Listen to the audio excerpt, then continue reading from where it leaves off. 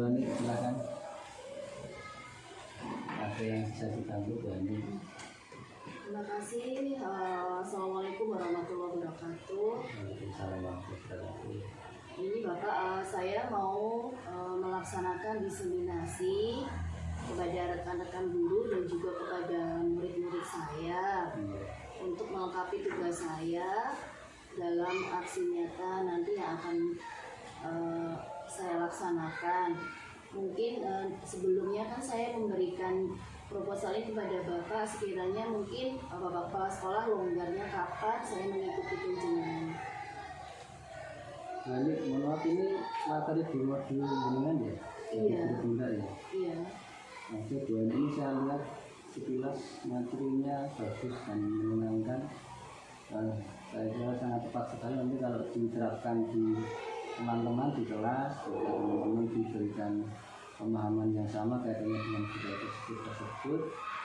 Ini rencananya berdasarkan kapan Bu untuk diseminasi? Insya Allah nanti siang Pak. Oh nanti siang, diseminasi nanti siang ya? Iya, bersama murid-murid dulu. Oh bersama murid-murid dulu. Setelah itu baru Bapak teman-teman yang lain. Sekiranya mungkin longgarnya kapan saya mengikuti. Kalau untuk yang diseminasi kita laksanakan hari Kamis gimana? Iya, bisa insya Allah bisa Pak. Hari Kamis ya, diseminasi hari Kamis. Kebetulan hari Kamis itu waktu kita untuk kegiatan AKD kelas kita gunakan untuk kegiatan bimbingan. Ya, siap. Terus nanti untuk yang penerapannya di kelas itu setelahnya itu gimana? Hari Jumat atau hari Sabtu gitu. Jadi teman-teman biar dapat pengetahuan dulu baru lihat dengan praktek nanti. Oh iya, boleh, silakan. Iya. Ada lagi pertanyaan Bu Ani? Tidak ada, cukup. Tidak ada. Kalau tidak ada silakan disiapkan segala sesuatunya. Semoga lancar dan sukses semoga. Amin. Terima kasih. Silakan. Terima kasih Bu Ani. Sukses berbimbingan di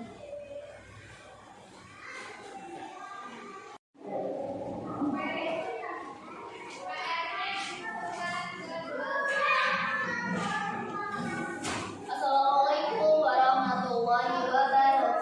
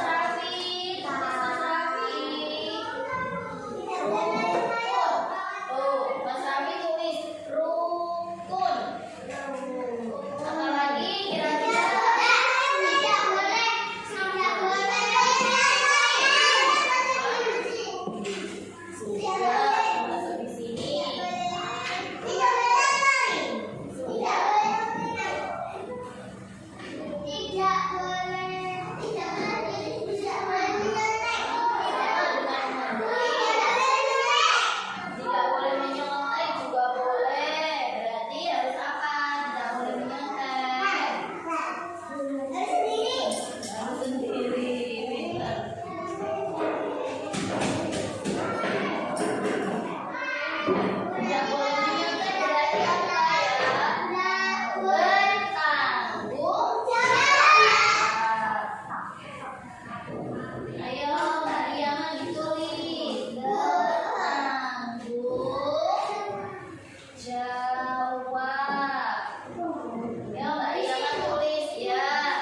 Kira-kira apa lagi ya? Kira-kira apa lagi?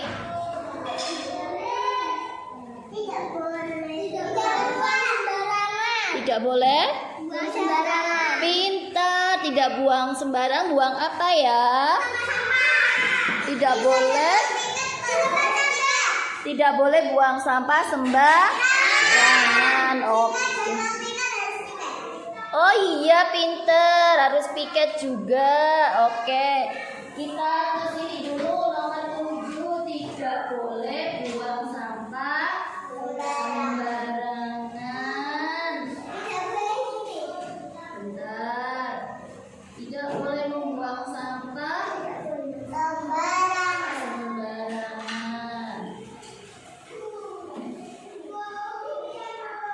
Berarti masih termasuk di sini bertanggung jawab. Oke.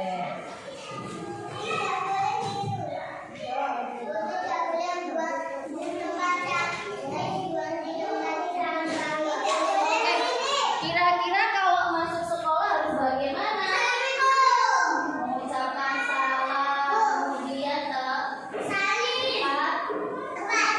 tepat waktu, salim juga bisa. Oke.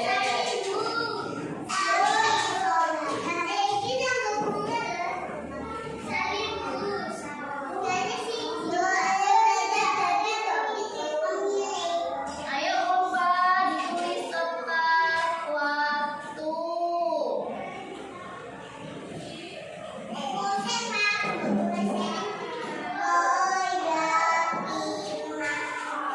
Ayo Mbak Ulfa yang 8, oke? Kita lanjutkan. Ya,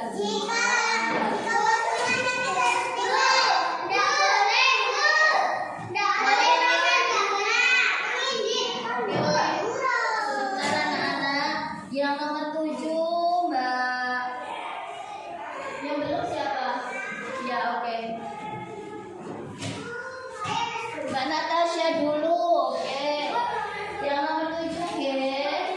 Menjaga kebersihan.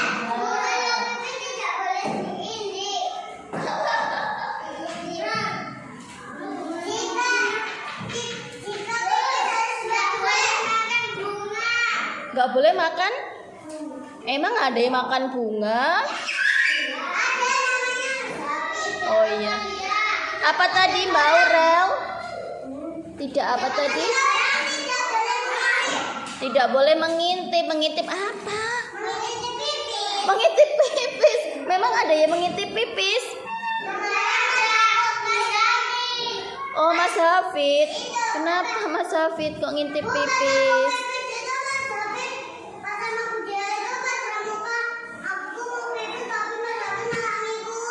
Oh, nggak boleh Mas Hafid, nggih. Kan buku udah bilang satu-satu. Oke. Oh, nggak boleh, ke? Tidak baik. Oke, dalam. Di bawahnya, nak. Oke, nggih. Kita lanjutkan, nggih. Kita lanjutkan. Selanjutnya,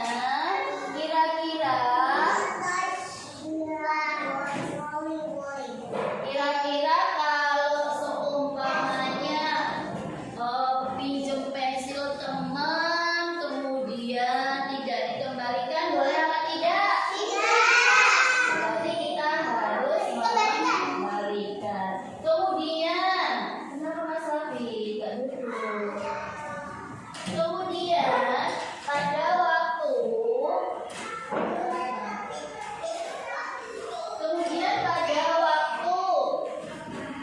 ditanya Bu Guru karena mempunyai kesalahan, apakah kita harus berbohong? Tidak. Berarti kita harus jujur.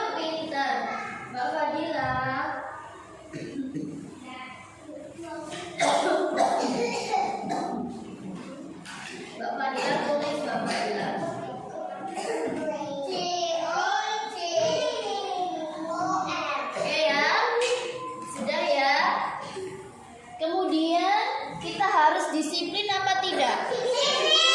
Harus disiplin. Ayo, Mas Hafid. Mas Hafid. Nomor 10, Mas Hafid. Yuk.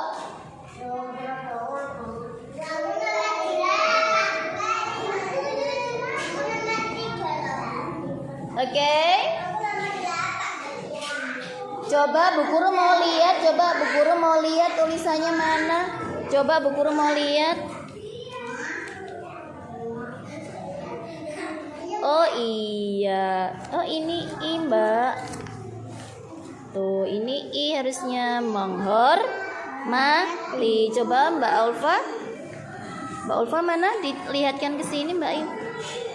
Apa itu? Oh iya, tepat waktu masuknya. Hebat. Iya Mas Hafid. Oh iya Mas Hafid mau nulis apa Mas Hafid? Keyakinannya apa itu? Disiplin. Mbak Aisyah apa Mbak Aisyah? Mbak Aisyah. Mbak Natasha apa Mbak Natasha? Menjaga apa? Pintar. Kemudian Mbak Fadilah. Mbak Fadilah coba lihat. Sebentar lah kamu. Coba lihat Mbak. Lihatin, tunjukin Bu Guru. Apa Mbak itu Mbak? Keyakinan kelasnya jujur. Kemudian Mbak Aisyah apa? Tepat waktu. Kok tepat waktu toh Mbak? Ini tenang. Oke. Kemudian Mas Raffi apa? Apa itu keyakinan kelasnya? Rukun. Oke. Tadi Mbak Riyama sudah belum? Belum. Oke. Jadi anak-anak, tadi kita sudah menuliskan keyakinan kelas kita. Yang pertama tadi apa? Tidak boleh gojek, berarti harus tenang. Yang kedua, tidak boleh berbicara saat Bu Guru menjelaskan, berarti kita harus menghormati. Yang ketiga, tidak boleh makan, minum, jalan-jalan pada saat pelajaran, berarti harus menghormati. Selanjutnya, tidak boleh keluar tanpa izin, menghormati. Kemudian tidak boleh berantem, kita harus rukun. Mana semangatmu? Iya, tepuk pramuka. Pramuka, Raja Muda Karang. Yes, just. Tepuk 1, tepuk 2. Iya, oke kita lanjut ya. Sudah semangat lagi? Semangat. Yang keenam, tidak boleh menyontek, berarti kita harus bertanggung jawab. Yang ketujuh, tidak boleh membuang sampah sembarangan, berarti kita harus menjaga kebersihan. Selanjutnya 8, tepat waktu. Tepat waktu apa? Tepat waktu apa? Sekolah. Berarti harus disiplin.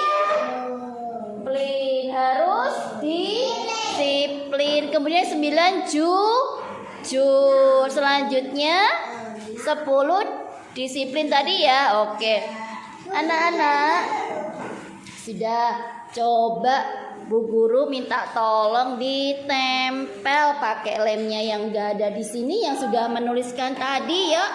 Silakan Mbak Aurel dulu.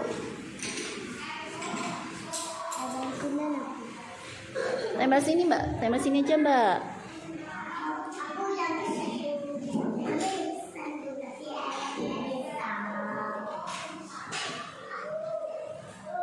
Kemudian ya ditempelnya Mbak Ulfa.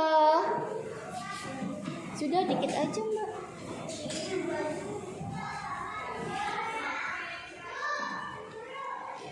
Iya. Iya, sip. Selanjutnya Mas Hafid. Udah. Oh iya, ada apa? Iya, pinter. Ya, selanjutnya.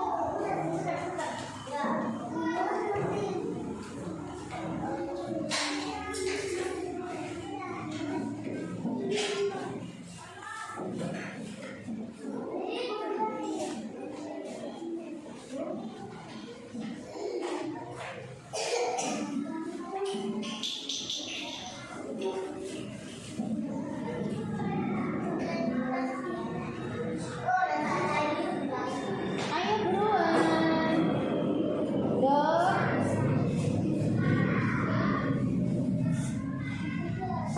Itu kasihkan sana, Mbak. Yang belum. Iya, ditempel di situ, Mbak. Yo.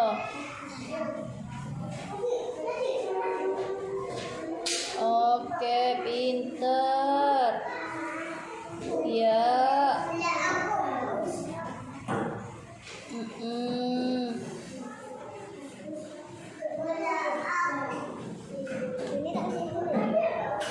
Ayo, selanjutnya. Raffi.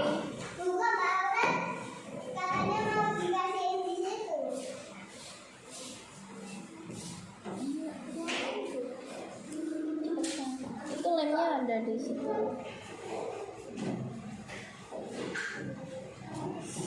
Kenapa Mbak Ulfa?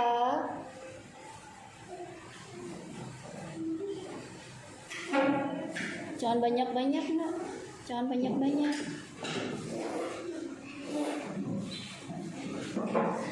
Iya. Oke.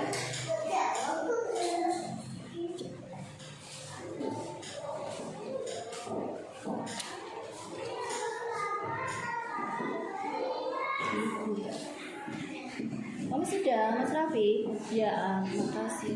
Sudah, Dok.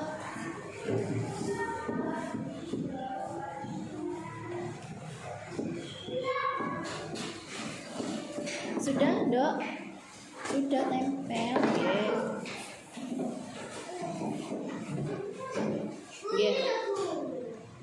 Oke, silakan duduk kembali ke tempatnya masing-masing. Terima kasih.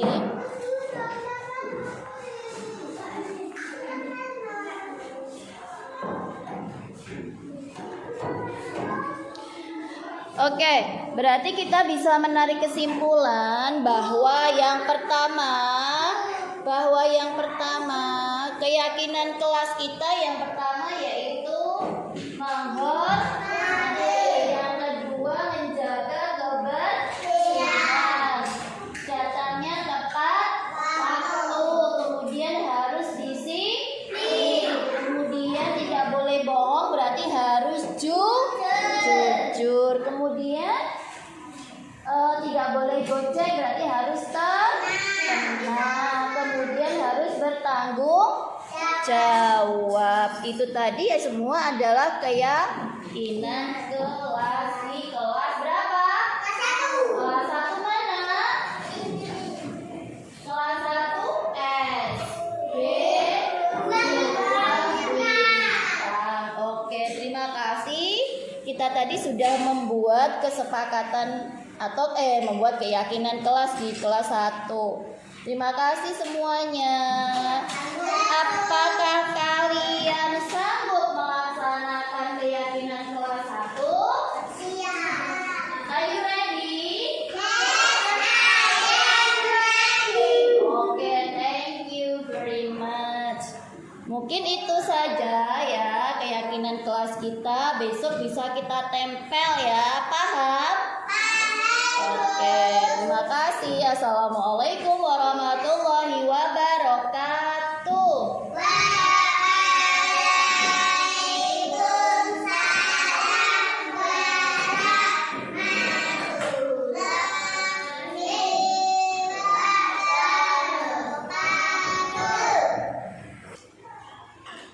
Ini kok dari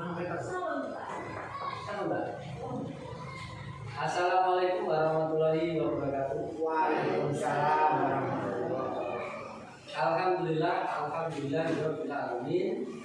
Yang saya hormati Ibu Mawati yang saat ini sedang menempuh pendidikan guru penggerak dan akan melakukan diseminasi terhadap materi guru penggerak yang telah beliau peroleh. Yang saya hormati, saya berikan teman-teman semuanya rekan guru SD Negeri 2 Gerak. Yang pertama, marilah kita panjatkan rasa syukur kita kepada Allah Subhanahu wa Ta'ala, Tuhan yang Maha Kuasa, yang pada kesempatan pagi hari ini kita diberikan karunia yang luar biasa yang mungkin tidak semua orang diberikan karunia seperti kita pada kesempatan pagi hari ini. Mari kita syukuri karunia tersebut dengan melafalkan hamdalah bersama. Alhamdulillah rabbil alamin. Segala puji hanya bagi Allah Tuhan semesta alam. Bapak Ibu yang saya hormati, pada kesempatan pagi hari ini Ibu Ani Trismawati akan menyampaikan kepada teman-teman semuanya, pada Bapak Ibu guru, terkait dengan materi yang telah beliau peroleh di pendidikan guru penggerak. Insya Allah materi ini menurut saya salah satu aktor dari guru penggerak. Materi ini sangat luar biasa. Monggo nanti teman-teman semuanya untuk bisa berpartisipasi aktif dalam kegiatan ini, disimak dengan baik materi-materi yang disampaikan. Kalau ada pertanyaan yang dijawab, kita diskusikan bersama agar tujuan dari diseminasi ini bisa tercapai. Dan yang kedua, selain itu saya minta untuk bisa present. Present itu artinya hadir seutuhnya jiwa dan raga. Jadi saya berharap kalau kita sudah hadir jiwa dan raga, nanti kita bisa fokus untuk mengikuti kegiatan ini. Saya kira Bapak Ibu teman-teman semuanya saya hormati, itu saja sambutan dari saya. Apabila ada kekurangannya, saya mohon maaf yang sebesar-besarnya. Terima kasih. Assalamualaikum warahmatullahi wabarakatuh. Terima kasih pada Bapak Kepala Sekolah yang sudah disampaikan. Bapak Ibu yang saya hormati, Assalamualaikum warahmatullahi wabarakatuh. Waalaikumsalam warahmatullahi wabarakatuh. Alhamdulillah pada hari ini saya bisa bersama kita semuanya untuk mengadakan diseminasi budaya positif yang ada di sekolah kita.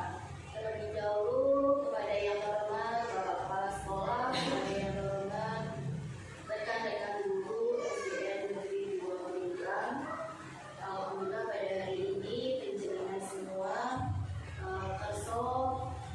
berkumpul di sini bersama saya untuk berbagi sholawat serta salam dan juga selalu kita cerahkan kepada Nabi junjungan kita Nabi Agung Muhammad Sallallahu Alaihi Wasallam yang selalu kita tunggu syafaatnya di jawabannya nanti. Bapak Ibu yang saya hormati, di sini saya akan menyampaikan diseminasi budaya positif di sekolah, khususnya di SD kita Bapak Ibu guru. Ini sebagai suatu tugas bagi saya, guru penggerak di modul 1.4, yaitu pembuatan atau pengimbasan aksi nyata. Di sini akan kita berbagi pengalaman apa yang sudah saya dapatkan dari modul per modul itu di pendidikan guru penggerak. Semoga saja ini nanti bisa kita gunakan, kita terapkan di sekolah kita.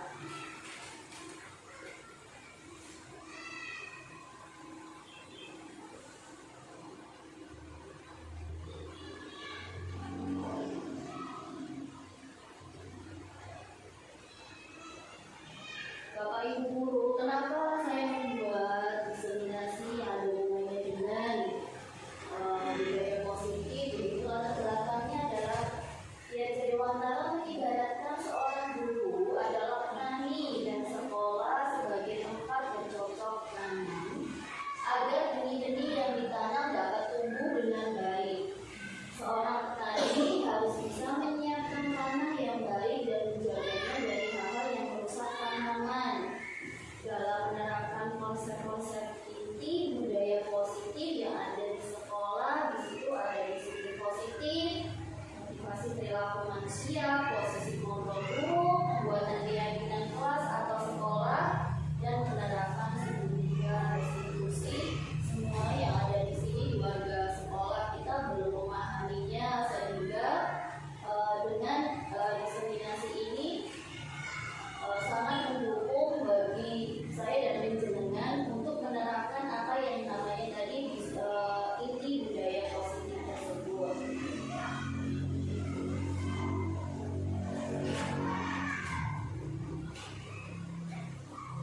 Tujuannya yaitu untuk menumbuhkan budaya positif yang ada di sekolah dengan meyakini nilai-nilai kebajikan universal serta menciptakan murid merdeka dan mempunyai disiplin kuat sesuai profil belajar Pancasila.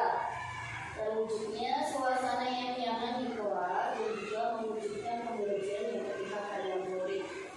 Bapak Ibu guru, bahwasanya seperti kita ketahui, kita itu dalam memberikan pembelajaran kepada anak, sekiranya harus yang namanya berpihak kepada murid. Apakah selama ini Bapak Ibu sudah berpihak pada murid? Kita saling ingin dulu. Alhamdulillah sudah Bapak ya, hebat. Mungkin yang lain sudah Bapak Ibu guru, sudah semua hebat semua. Alhamdulillah, berarti tujuan kita tercapai. Oke, selanjutnya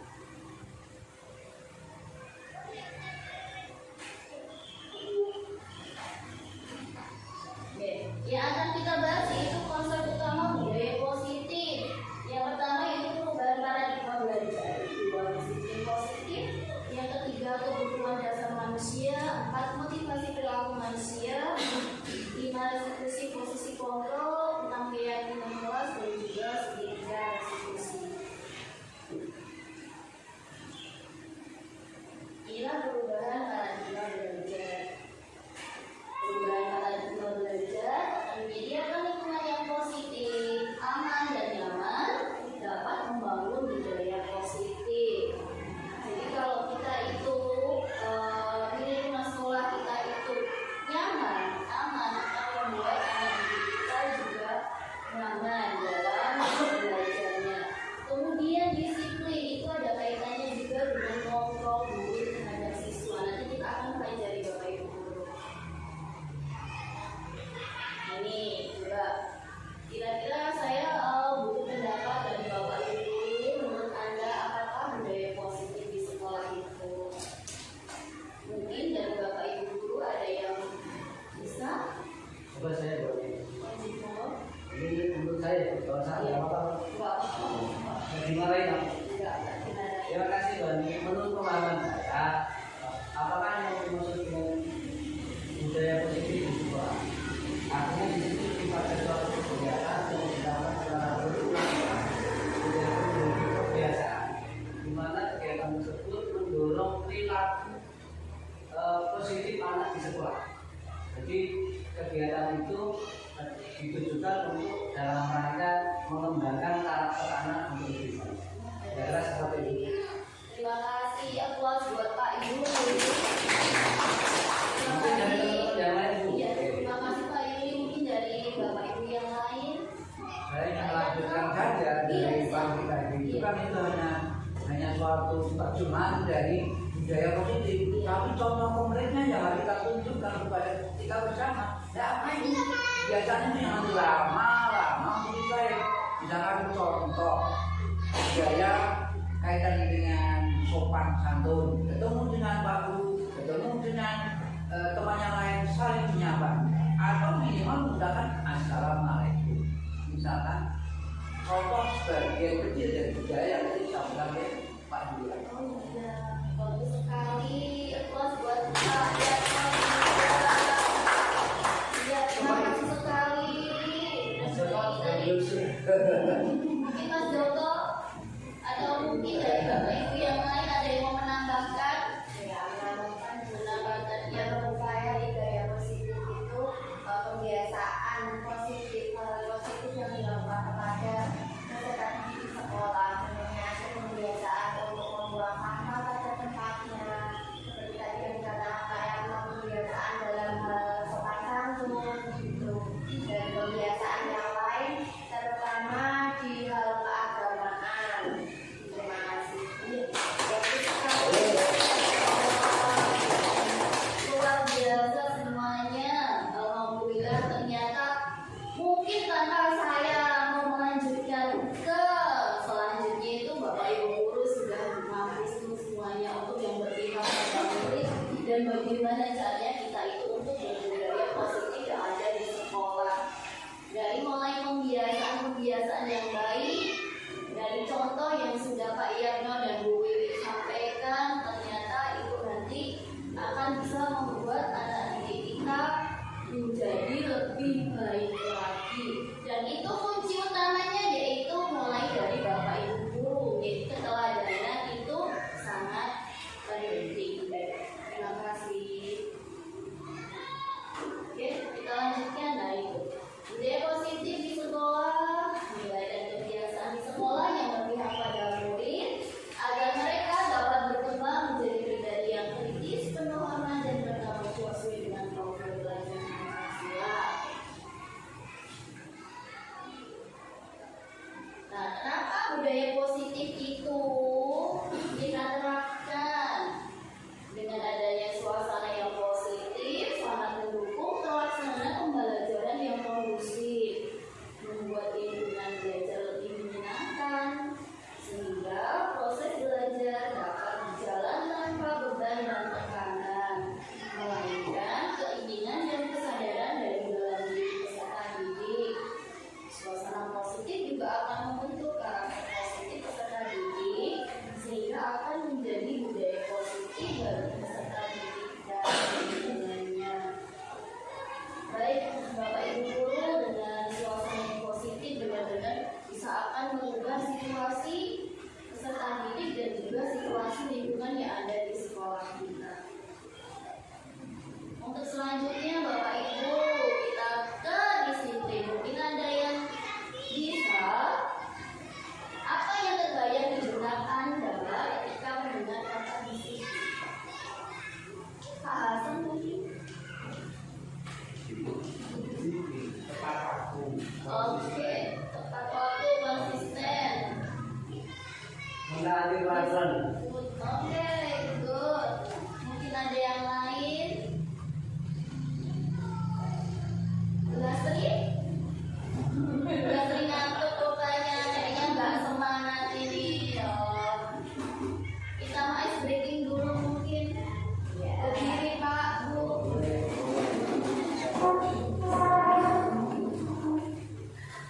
Coba tangan-tangan. Kayaknya sampai tangan-tangan. Kemudian tarik ke depan. Remas-remas. Biar agak lemes naik. Biar diremes-remes tangannya, biar lemes gak ngantuk. Katakan hore sambil loncat. Hore. Terima kasih Bapak Ibu, selamat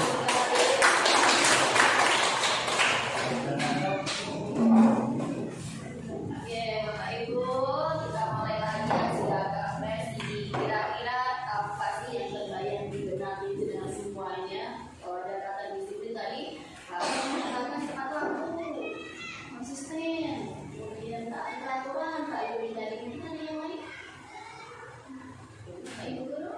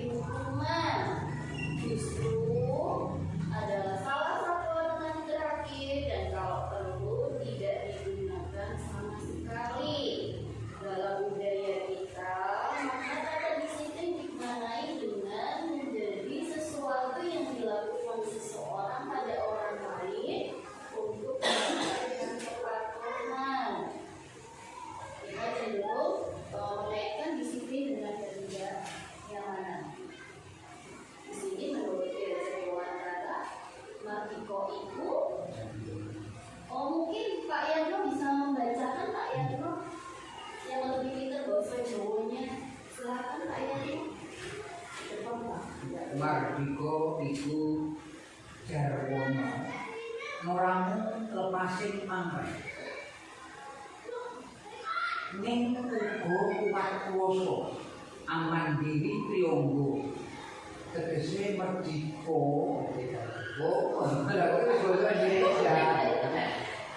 nggih kuwasa aman diri priyangga. Merdeka itu artinya tidak hanya terlepas dari perintah, akan tetapi juga mencakup cakap buat memerintah diri sendiri. Iya, terima kasih Pak Yatno, benar-benar bahasa Jawa yang luas sekali.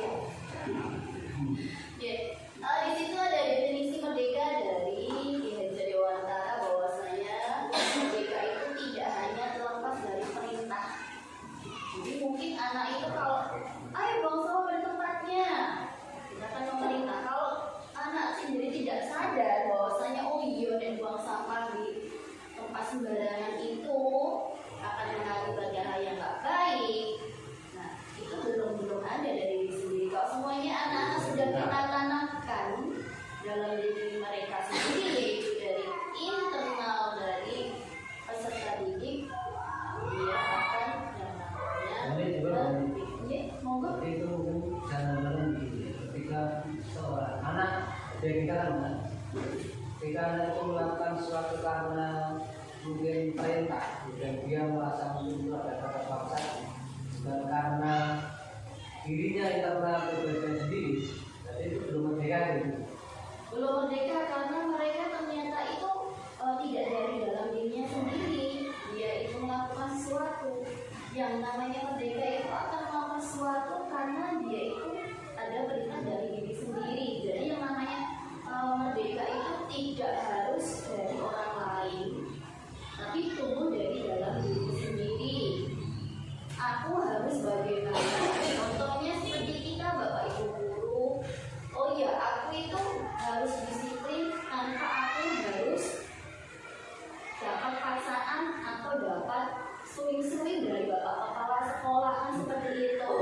Jadi mungkin ada tanda kutipnya, mungkin mungkin di Rosonekono Bu Ani kui sering terlambat, Bu Ani itu sering izinnya begitu kan. Kalau nggak dari dalam diri sendiri mungkin kan tetap saya berangkatnya tetap jam 8 seperti itu.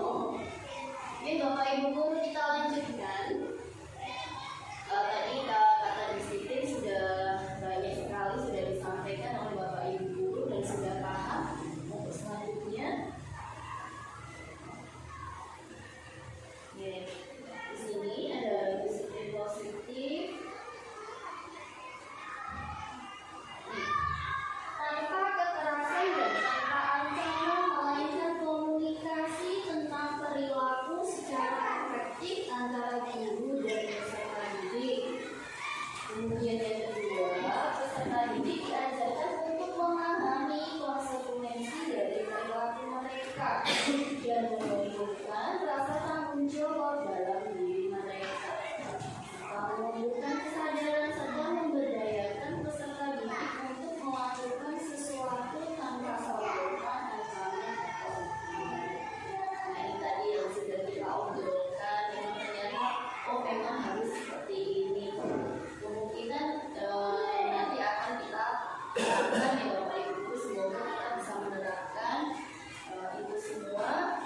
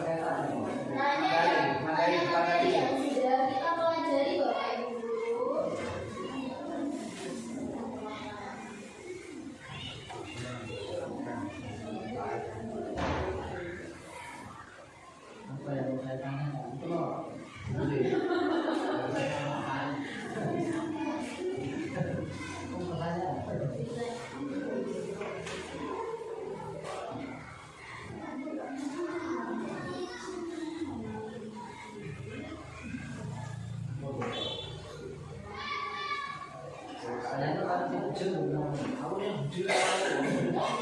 Nanti malah nggak bikin pertanyaan. Itu bukan.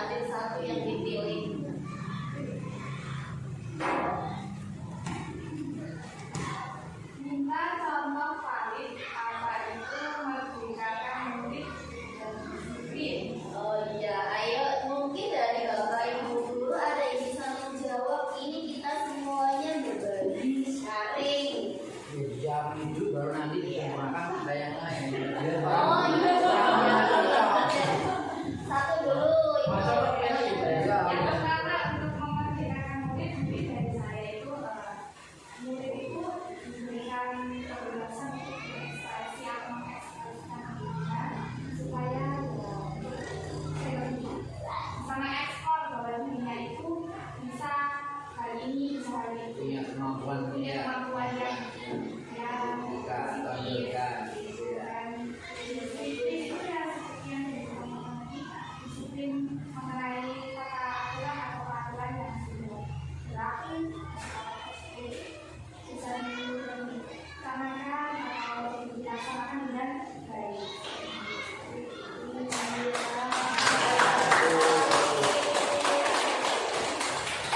Mungkin ada tambahan dari Bapak Ibu guru yang lain.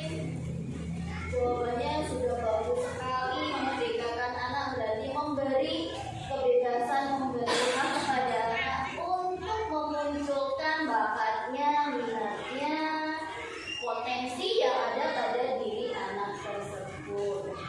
Bagus sekali. Di situ seperti tadi yang sudah disampaikan sudah bagus. Mengikuti aturan dengan regulasi. Silakan ayah. Menunjukkan itu juga karya itu anak sekarang banyak menunjukkan dimulai dari apa yang dibutuhkan seorang guru. Banyak kali anaknya menunjukkan ekspresinya itu masih banyak yang perlu kita koreksi. Misalkan karakter menunjukkan individu yang tidak sesuai dengan perkembangan usia anak. Gitu. Anak kecil kok sudah tahu tentang hal-hal yang berhubungan anak besar, jadi kan tidak sesuai gitu. Nah, ini juga seorang guru harus berhati-hati sekalipun diberikan ekspresi kebebasan untuk berbeda pasti ekspresi dalam apapun perlu kita dikontrol sesuai nggak dengan usia perkembangan itu sendiri.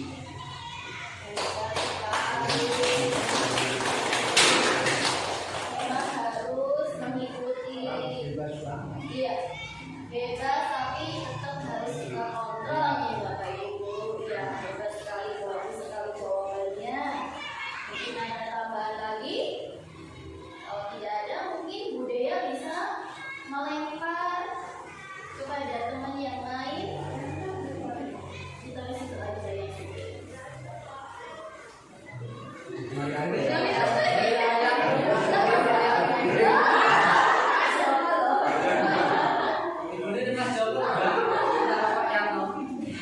Berarti sudah menjadi grup loh. Asam. Sekali. Bagaimana soalnya bila seorang guru melihat anak berekspresi di luar kendali, misalkan si putra gini. Ini sesuatu yang apa itu? Nah, menurut pendapat saya, kalau seperti itu ya, seolah kita nggak usah kita perhatikan, nggak usah kita tanggapi. Nanti waktu itu kita tegur, tapi kita alihkan perhatian. Itu cara-cara seperti itu, karena kan kebebasan berekspresi dalam arti ekspresi seperti itu pun sering terjadi pada anak kita. Nah, sebaiknya bagaimana seorang guru? Ya, kita lihat, tapi jangan sampai kita kembangkan. Justru soal nggak ada apa-apa dulu. Tapi nanti suatu saat kita panggil, kita dekati dengan cara yang baik, dengan bahasa yang baik. Tidak boleh pakai ancaman-ancaman. Tidak seperti apa yang ini, kalau ancaman-ancaman boleh. Terima kasih. Iya, terima kasih sekali jawabannya yang brilian sekali. Ternyata kalau memang anak yang tidak bisa dikendalikan itu harus kita rangkul nih Bapak Ibu, harus kita rangkul, kita cari kira-kira apa sih sebenarnya yang membuat anak itu kok bisa tidak terkendali seperti itu. Mungkin dalam tanda kutip kalau memang anak tersebut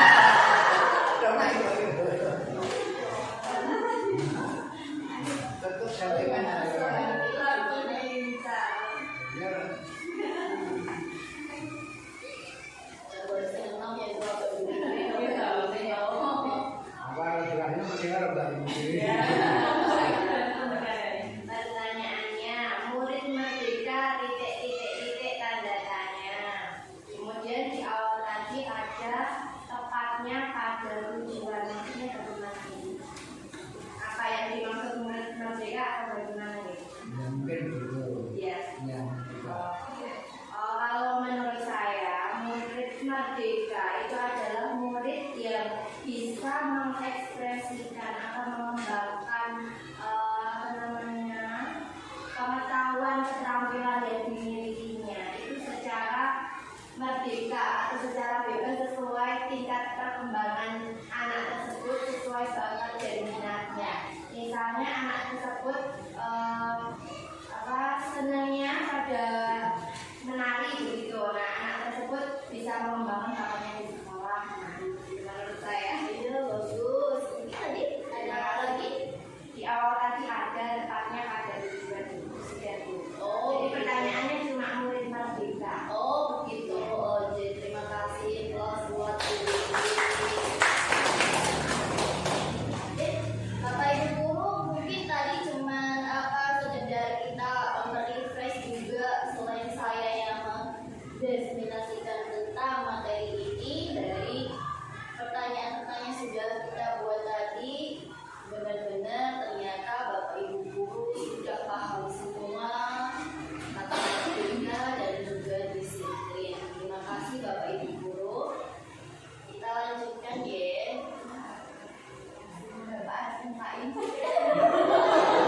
Atau mungkin masih menunggu pertanyaan atau mungkin bolehnya bisa disampaikan kepada Pak Hasan, Bu Wiwi.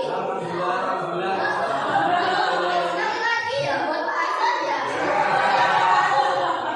Coba lempar Bu Wiwi untuk Pak Hasan.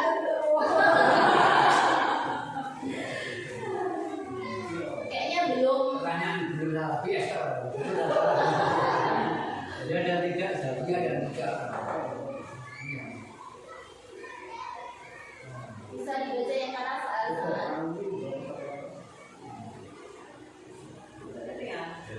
Mas Hasan motor pertanyaan dulu. Oh, pertanyaan dulu. Bagaimana cara menunjukkan serta memberi pemahaman kepada peserta didik bahwa kehidupan merupakan salah satu ilmu. Yang pertama kalau saya ya kita di pelajaran dari yang kemudian pembiasaan di sekolah itu kita apa?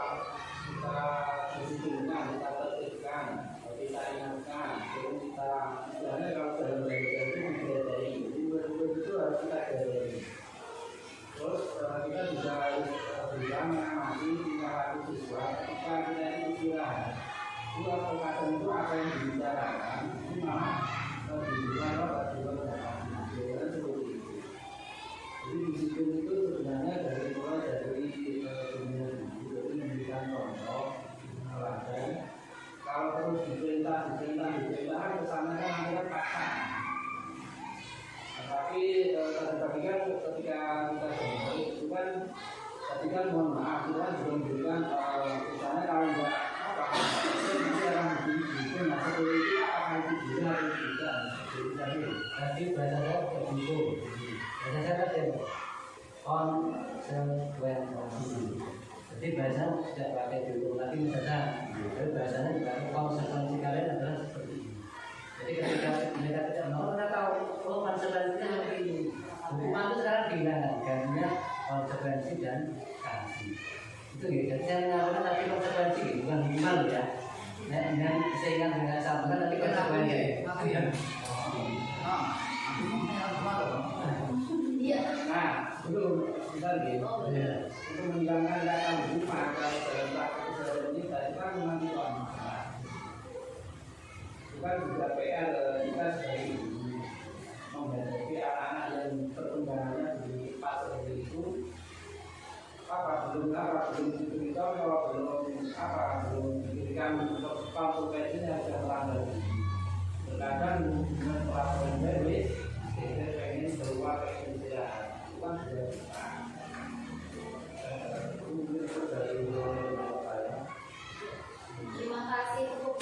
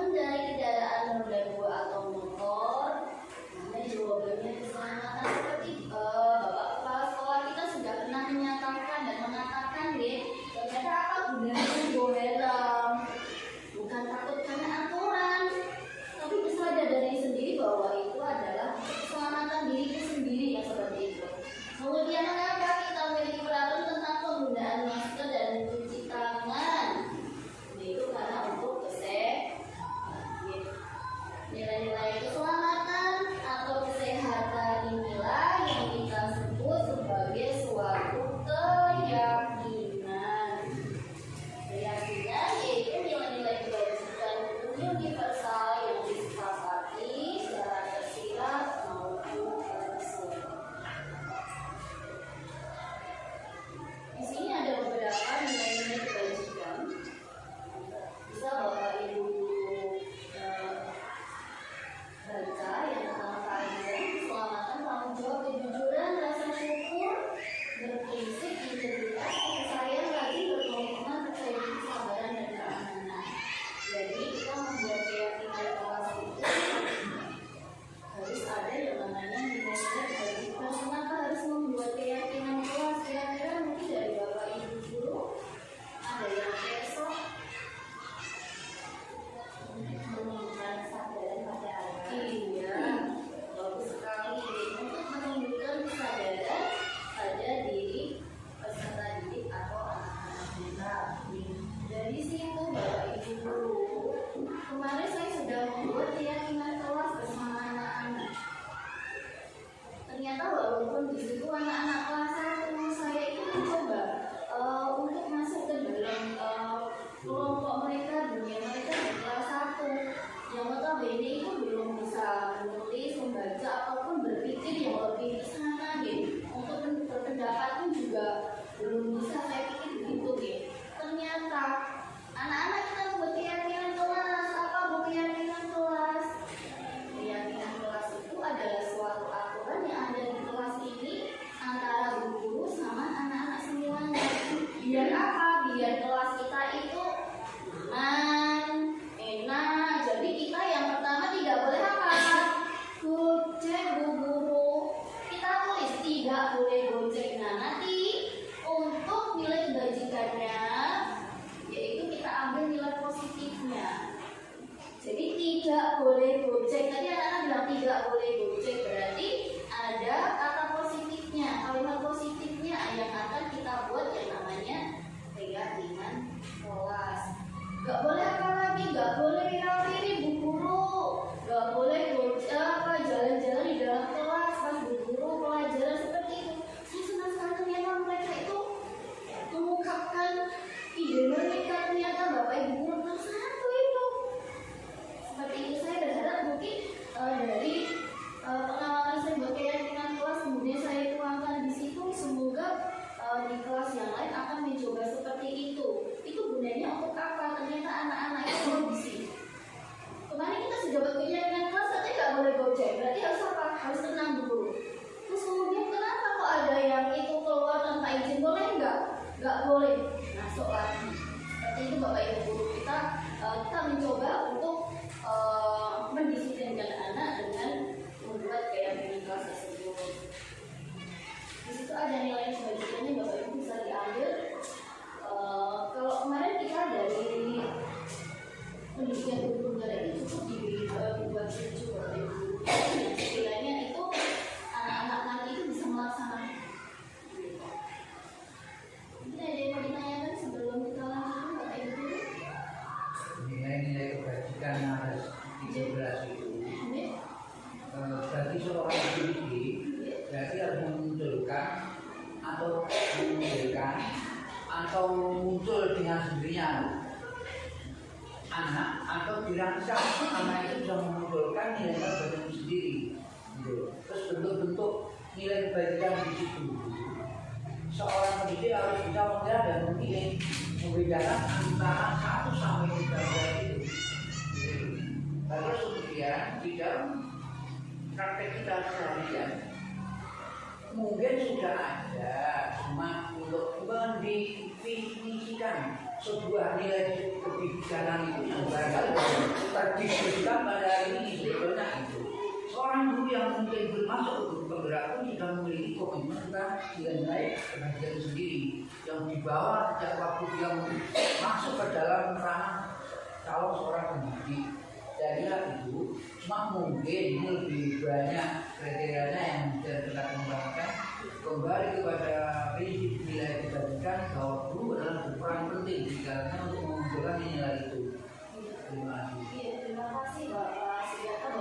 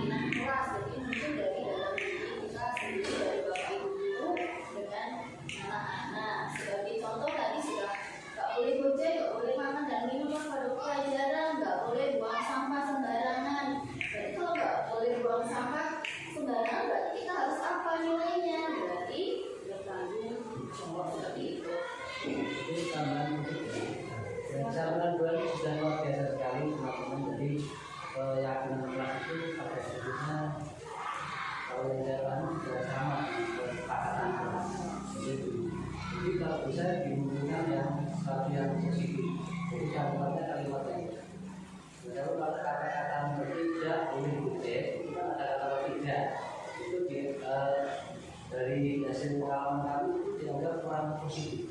Kalau tidak boleh dicek positifnya gimana? Tenang saat pembelajaran. Jadi kali kesepakatan yang dibuat itu. Jadi apa mau itu menggunakan kata-kata yang sifat jangan, tidak, itu kan sifatnya itu kayak sesuatu yang menakutkan, negatif. Kita bilangkan ya nanti kalau tidak boleh dicek berarti tenang saat pembelajaran. Tidak boleh datang terlambat, berarti kita kasih dengan hadir tepat. Karena dari kesepakatan itu contoh misalnya nanti apa tadi tenang saat pembelajaran itu nanti dari 13 nilai pembelajaran itu kan muncul. Nilai pembelajaran apa yang muncul ketika tenang saat pembelajaran? Yang muncul apa kalau nilai pembelajaran? Kagum, lalu jawab. Misalkan, oke, data tepat waktu itu berarti yang muncul apa? Disiplin. Itulah maksudnya nilai kebajikan itu seperti itu ya. Jadi sesuatu yang muncul nilai positif, nilai yang baik itu yang muncul dari suatu kesepakatan. Ya, kabarnya seperti itu. Terima kasih luar biasa. Jadi yang benar-benar membuat penyemangat kita semuanya untuk memakai yang namanya nilai-nilai kebajikan dalam pembelajaran. Kita akan melanjutkan Bapak Ibu guru ini benar-benar materi yang membuat kita rancu dan membuat kita bingung. Betul, saya itulah biasa membersihkan. Saya merasa suatu pelajaran berbeda. Silakan. Ada 5 posisi kontrol Bapak Ibu guru yang kita sebagai guru ternyata kita itu ada di sini. Yang pertama penghukum, kedua membuat rasa bersalah, ketiga teman, empat memantau, dan juga yang kelima manajer. Kira-kira sebelum kita jauh ke sana mungkin dari Bapak Ibu guru sebelum saya menjelaskan kira-kira kalau dari penghukum, membuat rasa tenang, kemudian memantau manajer, kira-kira Bapak Ibu guru ada di posisi kontrol yang mana ini kira-kira? Kadang saya tuh dulu pernah yang nomor 2 itu sering, nomor 1 itu sering, nomor 3 juga kadang-kadang saya bukan waktu dulu. Jadi saya sering menghubung anak dulu. Kalau misalkan apa bu, pengalaman waktu jadi guru, anak-anak misalkan datang terlambat misalkan, itu saya minta untuk lari, gitu apa? Anak-anak saya lari itu ya, jadi anak-anak berpihak dengan saya. Itu kan menjadi penghukum. Yang kedua kadang membuat rasa bersalah. Jadi ketika anak melakukan suatu kesalahan, saya itu malah menambah dia menjadi merasa bersalah. Kamu enggak ini, kamu enggak ini, sampai kita membuat anak-anak semakin bersalah. Tapi kadang saya juga dari rumah mereka, kadang tak kabul, tak ada cerita, tak ada kemana begitu mereka kalau ada apa orang jualan saya bagian dari mereka kan seperti itu. Itu yang sering saya lakukan pengalaman. Jadi teman-teman juga punya pengalaman. Ya, ada. Misalkan saya kalau namanya menghukum itu saya sering, tetapi sebelum kami kasih hukuman itu sudah kami sampaikan dulu. Oh, jangan begini nanti ya. Pokoknya begini biar akan diharapkan dengan maraton aturan tertib. Ya, 1, 2, baru nanti kalau melanggar sampai 3 kali, ini proses hukum akan berjalan kalau saya. Itu tidak sekali. Kesalahan pertama saya hukum. Terus saya berikan dulu, saya kasih penjelasan dulu, baru saya kasih hukuman. Kemudian kalau soal teman terus sama, kita orang dulu bahwa saya sering ngajarnya kan di kelas atas bahwa kata itu kan sering saya anggap sebagai suara teman, sering diskusi atau mungkin kejadian di dalam masyarakat sekitarnya apa kita angkat ke permasalahan pembelajaran dalam kelas kasus apa nih Pak. Terus kemudian kondisi yang merasa besar itu ya pasti kalau saya misalkan seringnya itu gini, kesalahan saya itu kadang-kadang anak saya paksa untuk memberikan tugas-tugas yang banyak, tapi saya itu kadang-kadang tidak beri umpan baliknya itu mestinya dikasih supres dan sebagainya, itu saran saya. Jadi anak itu perlu motivasi yang sangat tinggi sekali. Misalkan ujian, nilai dan sebagainya, tidak kami coba tapi belum maksimal. Itu adalah kesalahan saya sering banget seperti itu. Kemudian kadang-kadang saya pengennya tepat waktu, ya kan? Tapi kadang-kadang saya nggak tepat waktu. Ini juga menurut kesalahan karena sering saya sampaikan. Jangan saya terlalu keras dulu. Karena saya langsung mohon maaf. Biasanya yang mohon maaf nanti saya juga marah atau begini itu salah. Kalau mau pantau, pasti saya pantau setiap kegiatan aku. Saya punya suara di murid saya. Dari sikap, dari tindakan, dari omongan lain, saya pantau dari beberapa informasi itu akan tahu bagaimana karakter anak saya. Itu saya benar. Jadi saya tahu sih karakter anak saya yang 10, saya tahu ini loh kayak gini.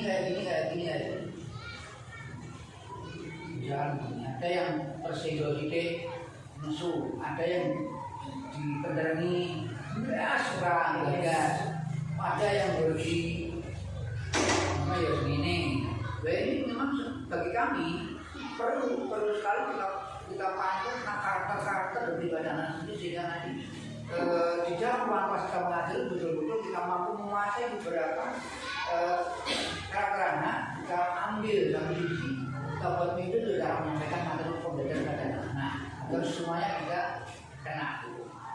Kalau manajer itu penting, seorang guru harus memiliki suatu manajer. Jadi ibaratnya kita harus mampu untuk memanage suatu kegiatan pembelajaran. Mau apa beda karena melakukan DAPP, kemudian sikap-sikap yang kita dengan awal kita sampai kita akses dan kita mulai dari teori ke pembelajaran yang benar. Karena kalau juga enggak lama-lama kerjakan ya nanti saya nilai. Tapi ini salah sebetulnya. Tapi kalau manajer kita sudah bersiap. Nanti saya mau mengajarkannya apa dari rumah kita bersiap. Kemudian nanti akan beri materi apa, terus metode apa yang kita berikan. Ini termasuk manajemen. Termasuk manajemen di dalam kegiatan pembelajaran pada anak didik. Itu memang perlu dan pernah saya lakukan seperti itu sehingga di kelas itu orang bingung terus punya persiapan dari rumah. Apa yang harus kita persiapan? Kalau ada kasus seperti ini harus bagaimana misalnya begitu. Itu ada 5 posisi faktor yang mungkin pernah saya lakukan selama saya di guru. Terima kasih. Mungkin Pak Yatno dari kelima posisi kontrol guru ini kira-kira yang paling membuat Pak Yatno itu aku harus menggunakan posisi kontrol, kira-kira yang mana Pak Yatno? Saya sering membaca salah karena satu ketepangan waktu. Seorang guru banyak kali tersalah waktu misalnya seperti ini. Kita terjadi seperti ini masa tersalah. Kemudian kita ada kegiatan di luar, kemudian kita berdiri, banyak izin dan juga itu merasa itu dari sisi kedisiplinan, dari sisi materi pembelajaran. Rasa dapat yang paling tinggi, di mana materi harus betul-betul akurat karena materi lalu itu kan materi ujian, ini ya. Jadi seorang guru betul-betul profesional, tetapi kadang-kadang saya orang sinausi kesulitan, bukan buka HP. Ini saya bisa aman. Terus terang di mana dan itu tidak boleh sebetulnya. Tapi karena memang seorang guru profesional bagaimana supaya nanti materi itu anak itu bisa menguasai bersama-sama. Kembali kepada tadi teman sebagai teman dia tidak boleh bersama-sama. Justru saya lebih munculkan ini anak yang mungkin lebih bisa, yang lebih pandai telah memunculkan permasalahan baru sehingga bisa diskusikan bersama-sama. Jadi saya lebih nomor juga. Lebih banyak ke situ. Terima kasih Pak Yatno. Gimana?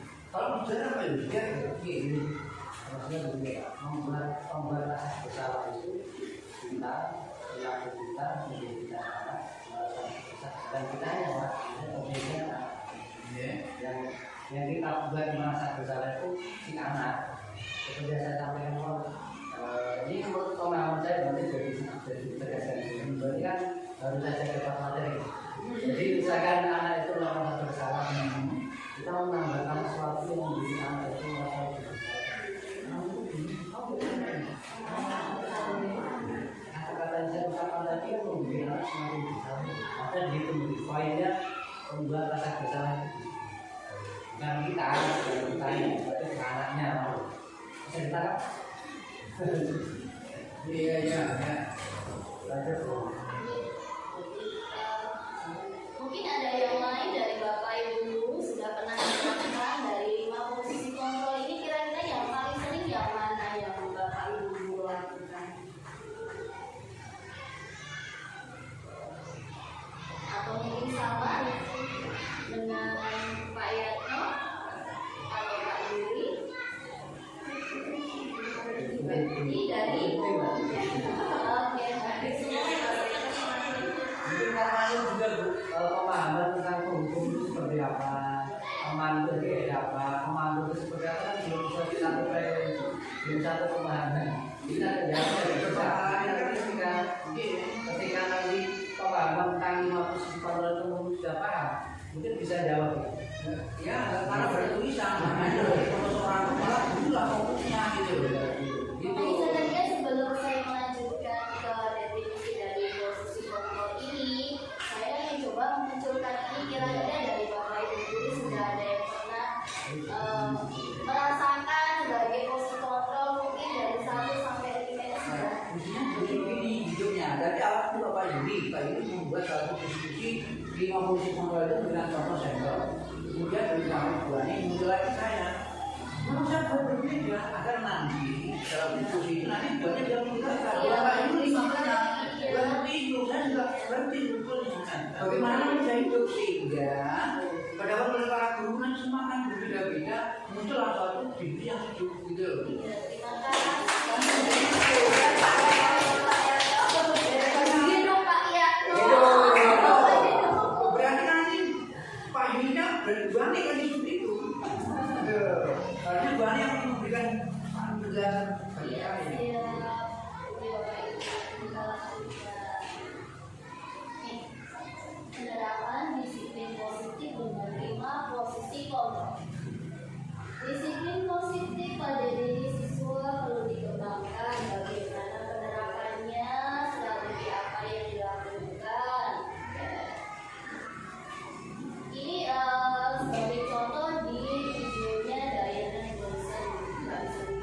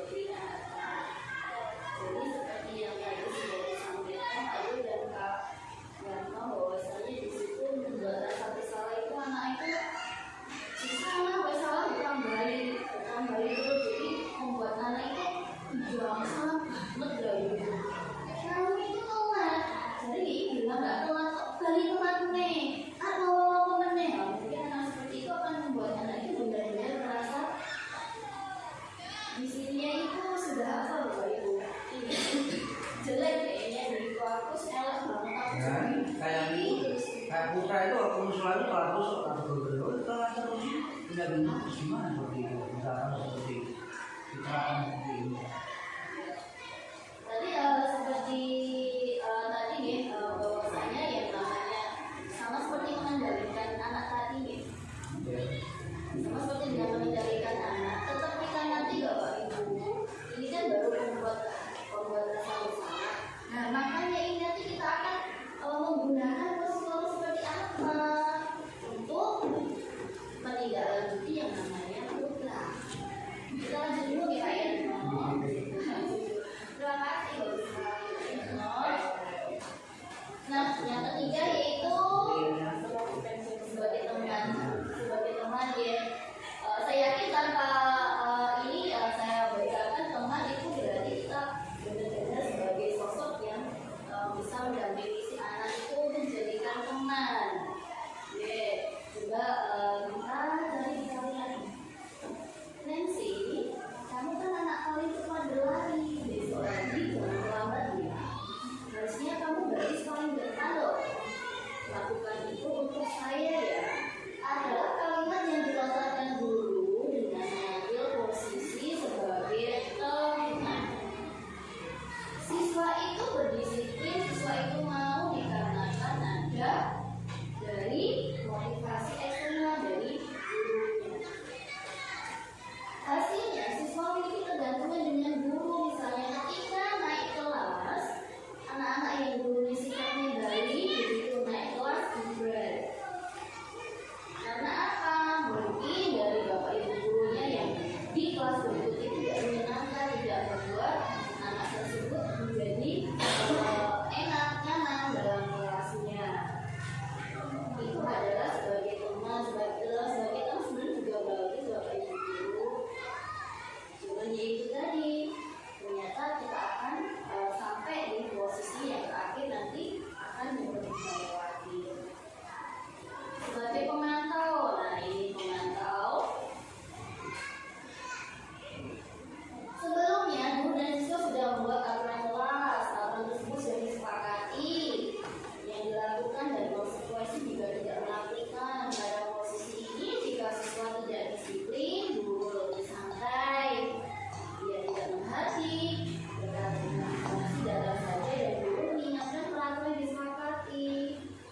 Jadi guru menghitung, mengukur dan memberikan konsekuensi. Akibatnya anak menyesuaikan diri bila diawasi.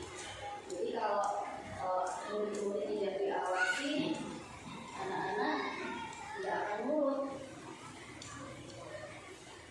Mungkin dengan dikasih hadiah dia akan nurut. Dipantau ke semua bapak ibu guru. Ini bapak ibu guru posisi yang kelima yaitu manajer.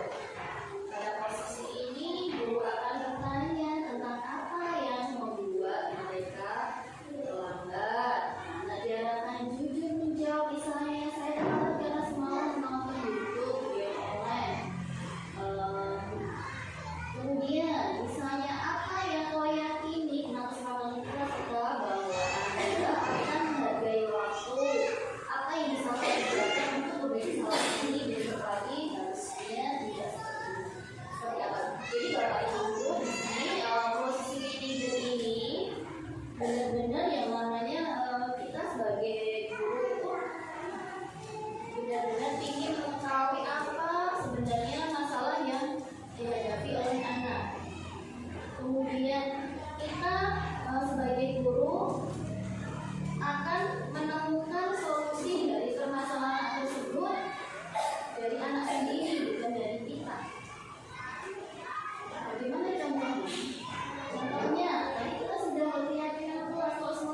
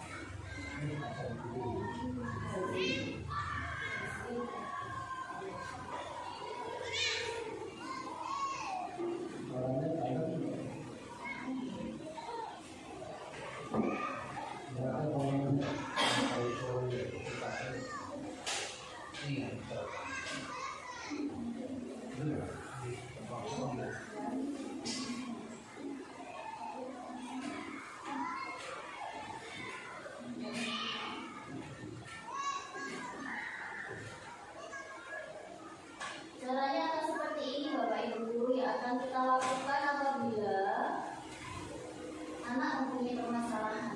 Enggak, soalnya ada mau bilang, kamu masuk ke sini. Kamu akan berpikir, kamu masuk ke sini. Setelah pada ini.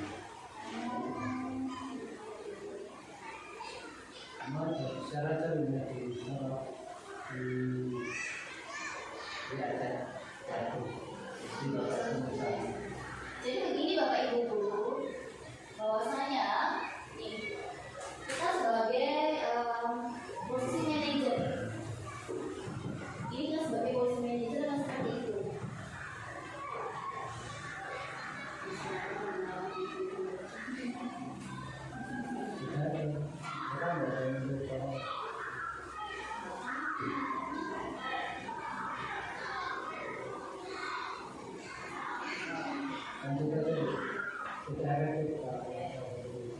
nanti ini bisa lebih apa?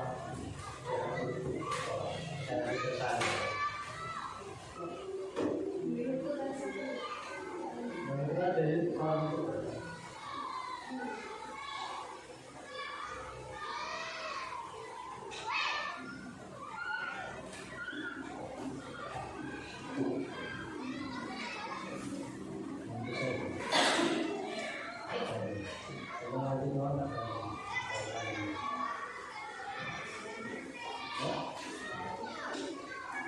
Jadi masih satu lagi Bapak Ibu Guru, di sini ada hubungannya dengan tadi yang sudah kita bahas di posisi kontrol, kemudian bagaimana cara kita untuk membuat anak tersebut tidak melakukan kesalahan lagi, yaitu dengan cara menggunakan segitiga restitusi.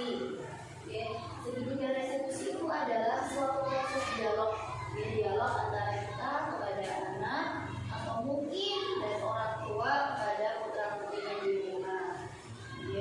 Jadi untuk membantu murid atau anak menjadi lebih mempunyai tujuan, disiplin positif dan memberikan dirinya setelah berbuat salah. Jadi restitusi itu bukan untuk menebus kesalahan, akan tetapi untuk belajar dari kesalahan. Bapak Ibu Guru, itu tadi yang sudah bisa saya sampaikan, mungkin dari awal sampai akhir. Ada pertanyaan sebelum saya tutup? Kalau tidak ada, saya akhiri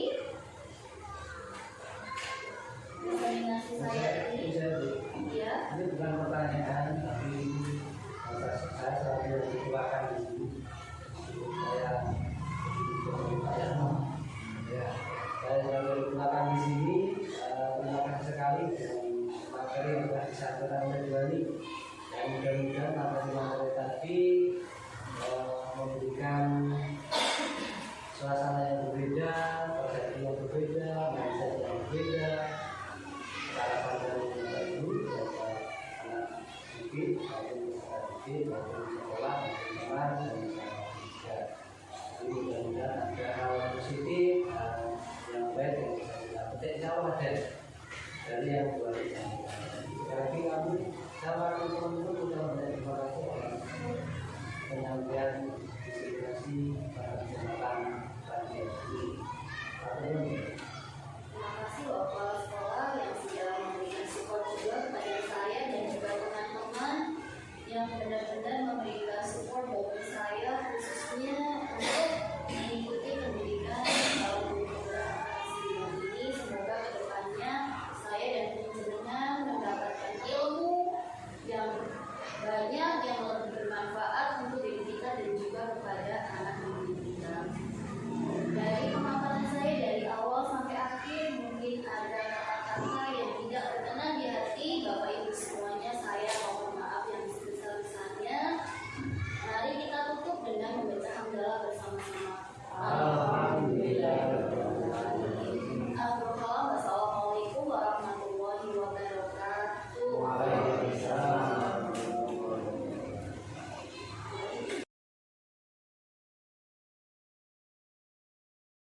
Perkenalkan, nama saya Aurelia Putri Ramadhani, kelas 1 SD dua lintah. Bu Ani kemarin membuat keyakinan kelas bersama saya dan teman-teman kelas 1. Saya senang.